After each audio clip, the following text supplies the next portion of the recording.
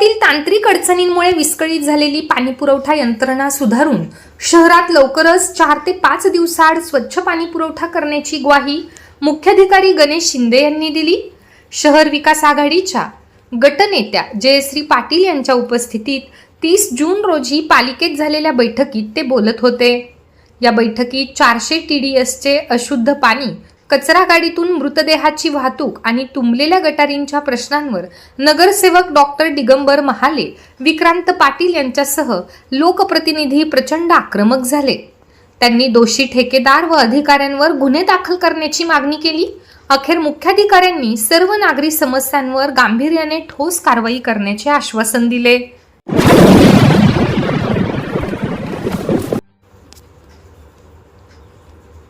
अमळनेर नगरपालिकेची परवानगी न घेता घनकचरा गाडीत बेवारस प्रेत टाकून नेल्याने आदेशाचे उल्लंघन केले म्हणून तिघांविरुद्ध गुन्हा दाखल करण्यात आला आहे।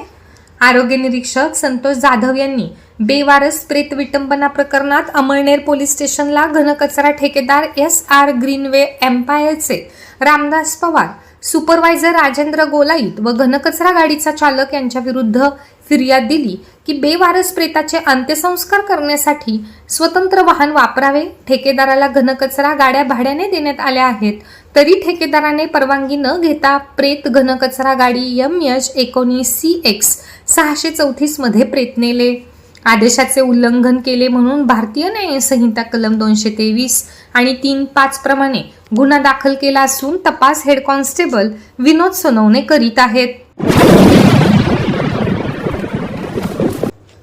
दरम्यान बेवारस मृतदेहाची विल्हेवाट लावण्यात कसूर केल्याबद्दल स्वच्छता निरीक्षक संतोष मानिक यांचाही खुलासा अमान्य करण्यात आला असून त्यांच्या विरुद्ध शिस्तभंगाच्या कारवाईचा प्रस्ताव जळगाव जिल्हाधिकारी कार्यालयाकडे पाठवण्यात आल्याची माहिती मुख्याधिकारी गणेश शिंदे यांनी दिली।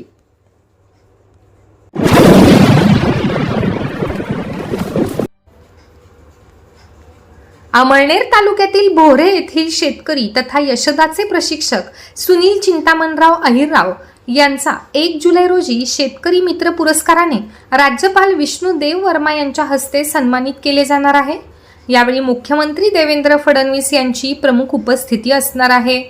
राज्य शासनाच्या नाशिक विभागातून शेतीमित्र पुरस्कार 2023 साठी सुनील पाटील यांची निवड झाली असून या पुरस्काराचे वितरण मुंबई येथील सरदार वल्लभभाई पटेल स्टेडियम मध्ये होणार आहे।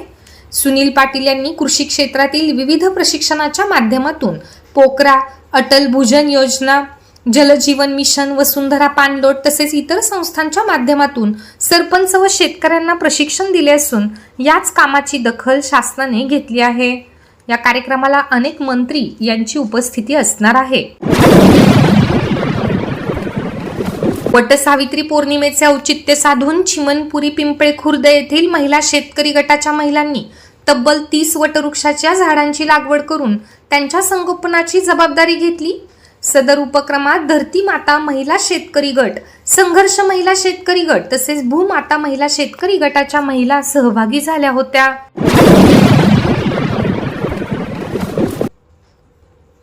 राष्ट्रीय चर्मकार महासंघ अमळनेर शहर व तालुक्याच्या वतीने 27 जून रोजी येथील शिवाजी गार्डन मध्ये समाज बांधवांची महत्त्वपूर्ण बैठक पार पडली। चर्मकार समाजाच्या उपवर्गीकरणाला विरोध दर्शवण्यासाठी 30 जून रोजी मुंबईत होणाऱ्या राज्यव्यापी आंदोलनाच्या पार्श्वभूमीवर या सभेचे आयोजन करण्यात आले होते। या प्रसंगी महासंघाचे राष्ट्रीय कार्याध्यक्ष भानुदासजी विसावे आणि राष्ट्रीय प्रवक्ते पांडुरंग बाविस्कर यांनी समाज बांधवांना संबोधित करताना मुंबई येथील आंदोलनात जास्तीत जास्त संख्येने सहभागी होण्याचे आवाहन केले। या सभेला धरणगावच्या नगरसेविका अंजलिताई विसावे, अमळनेर शहर व तालुक्यातील कार्यकारिणी सदस्य आणि बहुसंख्येने समाज बांधव उपस्थित होते। कार्यक्रमाचे प्रास्ताविक व सूत्रसंचालन विजय भिराडे यांनी केले।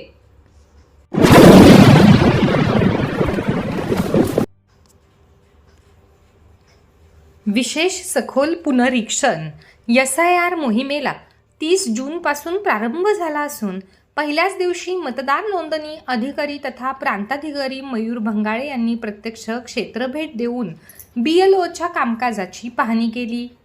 29 जुलैपर्यंत चालणाऱ्या या मोहिमेची प्रभावीपणे अंमलबजावणी करण्यासाठी त्यांनी हे निर्देश दिले. प्रांताधिकाऱ्यांनी भाग क्रमांक 169चे BLO अजय भामरे यांच्या क्षेत्रीय कामाची अचानक पाहणी केली. तसेच मतदार प्राध्यापक अशोक पवार यांच्या निवासस्थानी भेट देऊन गणना प्रपत्र भरून घेतले. BLO प्रत्यक्ष क्षेत्रात जाऊन काम करत आहेत की नाही याची खात्री करत त्यांनी मतदारांपर्यंत अचूक व वेळेत सेवा पोहोचविण्याच्या सूचना दिल्या.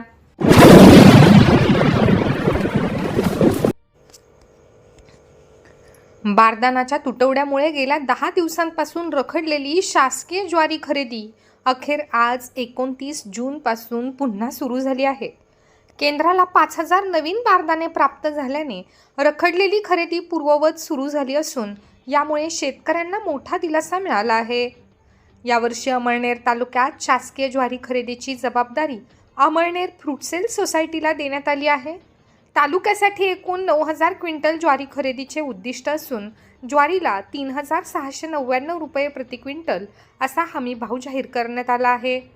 आतापर्यंत तालुक्यातील 1239 शेतकऱ्यांनी यासाठी नोंदणी केली असून 7500 क्विंटल ज्वारीची खरेदी पूर्ण झाली आहे. टाकरखेडा रस्त्यावरील नवीन गोदामात ही खरेदी आणि साठवणूक केली जात आहे. मात्र बारदाने संपल्याने शेतकऱ्यांना शेती कामांच्या दिवसात नाहक ताटकळत राहावे लागले होते. दुसरीकडे शासकीय मका खरेदी केंद्र मात्र पूर्णपणे ठप्प आहे. मक्याला 2400 रुपये हमीभाव असताना बाजार समितीत 2200 ते 2250 रुपये भाव मिळत आहे. फरक कमी असल्याने आणि केवळ 32 शेतकऱ्यांनी ऑनलाईन नोंदणी केल्यामुळे मका खरेदी अद्याप सुरू झालेली नाही. बारदाने उपलब्ध नसल्याने खरेदी बंद होती. आता 5000 बारदाने प्राप्त झाले असून त्यातून 2500 क्विंटल ज्वारी खरेदी केली जाईल.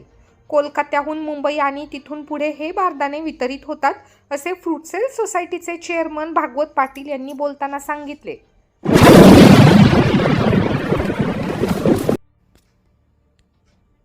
अमळनेर शहरातील पैलाड भागातील 44 वर्षीय इस्माने राहत्या घरी गळफास घेऊन आत्महत्या केल्याची घटना घडली आहे. पैलाड भागातील विजय श्रावण पाटील वय वर्षे 44 याने राहत्या घरी लाकडी कडीला दोरीने गळफास घेऊन आत्महत्या केल्याचे 24 रोजी 5:30 वाजता उघडकीस आले. या प्रकरणी अमळनेर पोलिसात अकस्मात मृत्यूची नोंद करण्यात आली असून पुढील तपास हेड कॉन्स्टेबल गणेश पाटील करीत आहेत.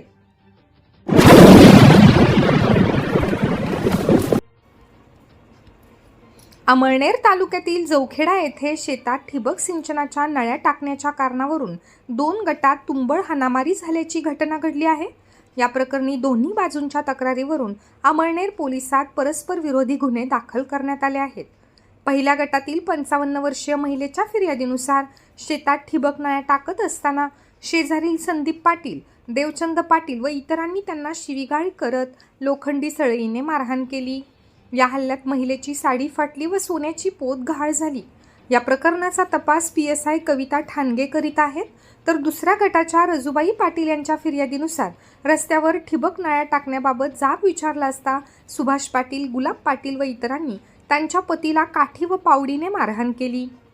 तसेच मध्यस्थी करणाऱ्या महिलांना ढकलून दिले, ज्यात त्यांच्या सुनेची सोन्याची पोत गहाळ झाली. या गुन्ह्याचा पुढील तपास हेड कॉन्स्टेबल कैलास शिंदे करीत आहेत.